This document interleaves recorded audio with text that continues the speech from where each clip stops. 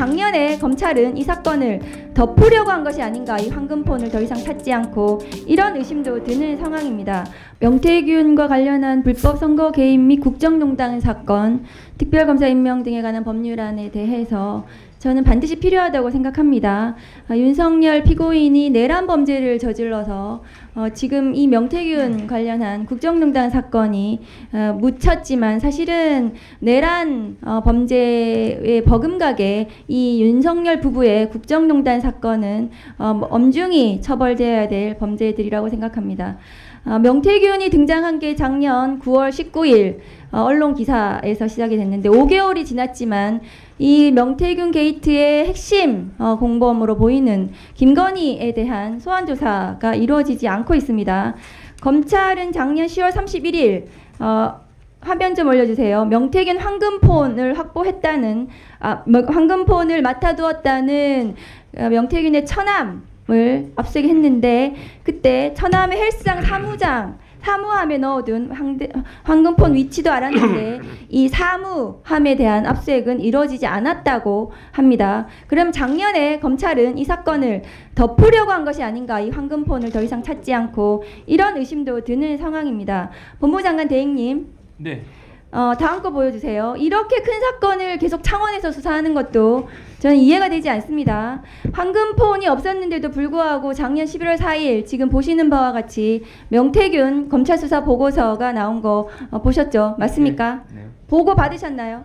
당시에 이 문건을 보고받지는 않았습니다. 추후에 언론 보도를 통해서 이런 문건이 법무부는 있다는 그럼 것을- 전혀 보고 안 받으셨나요? 예, 저희는 직접 보고받은 사실이 여기에 없습니다. 김건희, 윤석열 부부와 명태균 SNS 대화 캡처가 이미지 파일 280개, 강혜경 씨 등 자택 컴퓨터에서 나온 확보한 증거가 이미지 파일이 6,892개로 언론은 보도가 되었습니다. 이 작년에 검찰 수사 보고서는 대검과 법무부에 보고가 됐을 것으로 저는 보여지는데요. 그리고 당연히 윤석열에게도 보고됐을 것이라고 저는 생각을 합니다. 그런데 이것은 그 후에 다시 12월 2일 날 명태균의 황금폰이 확보됐다는 것이 그 부분도 굉장히 의심스럽습니다. 다음 거 보여주세요. 됐습니다. 그런데 명태균 김건희 국정농단 사건의 주역은 아까도 말씀드린 바와 같이 윤석열 김건희 부부라고 저는 생각을 합니다. 그런데 명태균에 대한 구속 이후에 한참이 지나도록 김건희 소환 조사가 이루어지지 않고 있습니다. 창원지검에서 왜 봐주기 수사하고 있는 것입니까? 이른바 황금폰이라고 일컬어지는 휴대폰은 12월 12일 날 이미 제출돼서 검찰이 그날 비로소 확보를 한 상태고 현재까지 포렌식 과정에 있습니다. 그래서 외부에서는 수사가 진척이 되지 않는 것이 아니냐라고 보시는 분도 계신 것 같은데 그러지 않고 현재 포렌식 과정 중에 있고 참여권을 보장하는 과정에서 시간이 좀 걸리고 있습니다. 그러면은 이 포렌식 끝나면 김건희 소환 조사 가능합니까? 그건 수사팀에서 그 성역 없이 수사를 할 것으로 생각을 하고 있고 네, 아직 물적 증거 확보 분석 중이기 때문에 다음 거 보여주세요. 지금 윤석열 내란 수계 피고인 피청구인에 대해서 법무부 그 황제 스타일링 보여주세요. 지금 윤석열 대통령 수용자잖아요. 그런데 그 머리 스타일링하고 그 장신구 시계 이런 거 착용했다는 것이 언론 보도로 드러났는데요. 이거 비용은 누가 지불하는 겁니까? 어떤 예산으로 하는 거죠? 저희가 뭐 국가적으로 특별하게 비용을 지원해 준 사실은 없고 아니 그러니까 법무부 교정당국이나 그럼 경호처에서 대통령실에서 지급하는 건가요, 비용을? 지금 그러니까 헤어스타일 같은 경우에는 스타일리스트가 와서 한 부분인데 그 부분은 종전에도 정치인들 같은 경우에는 저희가 이렇게 뭐 이렇게 화면에 등장한다거나 할 때는 기본적으로 정치인 누구요? 이미 복수의 사례가 있습니다. 예.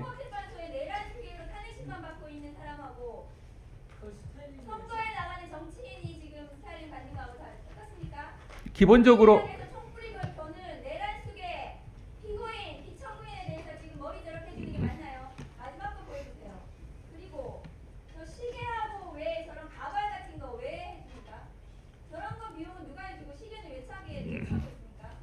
그 부분은 제가 확인할 사항이긴 한데 그 과정에 있어서는 저희가 관련 규정이라든지 철저하게 준수한 것으로 알고 있습니다. 그리고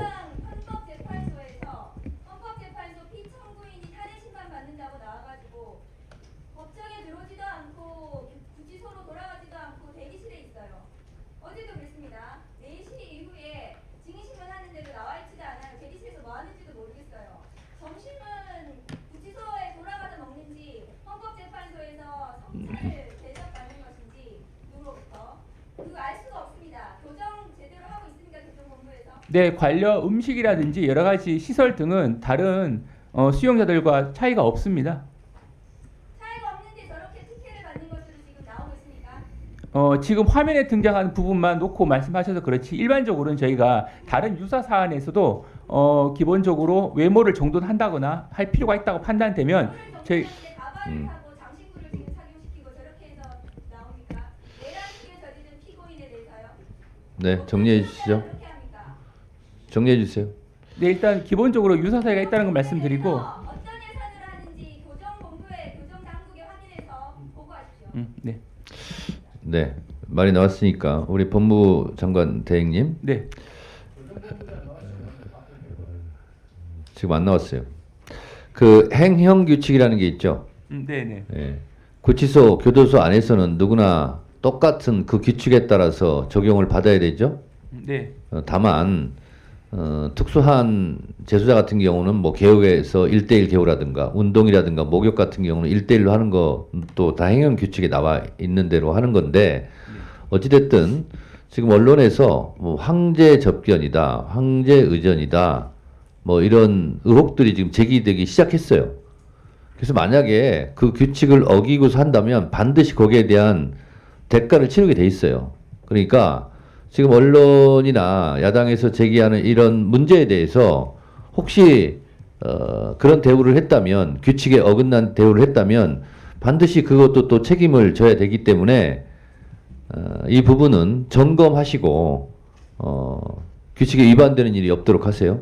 네, 한 가지 또 부가적으로 말씀드리면 기본적으로 교정시설에서 이루어지는 개호라는 영역과 대통령에 대한 경호는 좀 차이가 있습니다. 그래서 물론 어떤 경우에는 중첩될 수도 있겠습니다만 엄밀히 말하면 개호가 있다고 해서 경호가 필요성이 전적으로 배제되는 영역은 아닙니다. 그래서 저희가 봤을 때는 개호가 필요한 영역이 있고 경호가 필요한 영역이 있는데 양자를 조화하는 과정에서 심도 있게 저희가 관련 규정 준수하기 위해서 노력하고 있다는 말씀을 네, 드리고 그러니까요. 현직 대통령 신분으로 구금된 경우가 없었잖아요. 그래서 구치소 교도소 안에서의 개호와 현직 대통령 신분을 유지하고 있기 때문에 받아야 될 경호와 이 경계선이 애매모호한 거 아닙니까?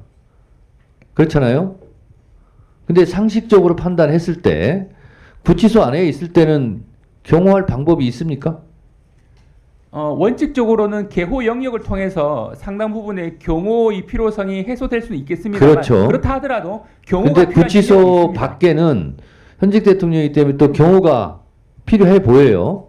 그래서 이 구분을 정확하게 해야 되고 이것이 혼재된 상태로 가면 안 된다는 거예요. 그렇지 않습니까? 그래서 그거를 만약에 그런 것이 지금 첫 사례이기 때문에 마련되지 않았다면 마련해서 그거를 적용하는 것이 맞지 않을까요?